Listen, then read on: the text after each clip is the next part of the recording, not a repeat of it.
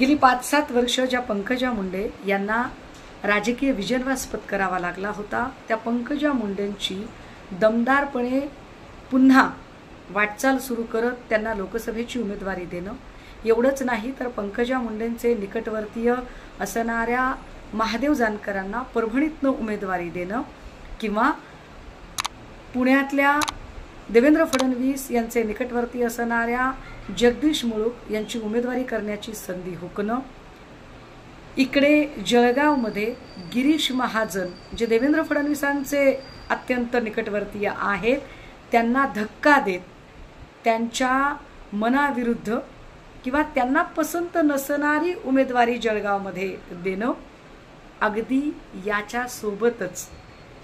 एकीकडे देवेंद्रजींना 2-2 दिवस वेटिंग करायला लागणं, मात्र नवनीत राणा यांना 1 तासाच्या आत अमित शहा यांना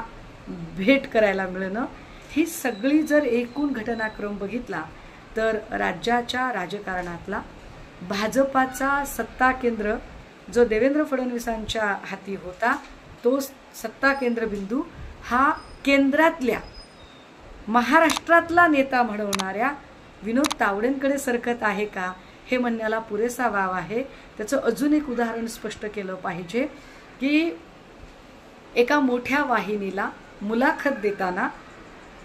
किरीट सोमय्यांनी स्पष्टपणे सांगितलं की माझी इच्छा नव्हती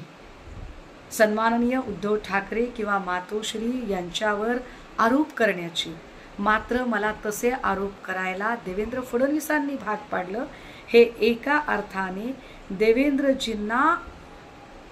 विलन ठरवण्याची धमक किंवा ती हिम्मत त्यांच्याच पक्षातल्या किरीट सोमय्यांनी करणं, ही सगळी जर एकूण घटनाक्रम आणि उदाहरणं पाहिली तर निश्चितपणे देवेंद्र फडणवीस यांना विनोद तावडेंनी चितपट केलंय। कोणे एकेकाळी ज्या तावडे साहेबांचं विधानसभेचं तिकीट कापलं गेलं, त्याच तावडेंची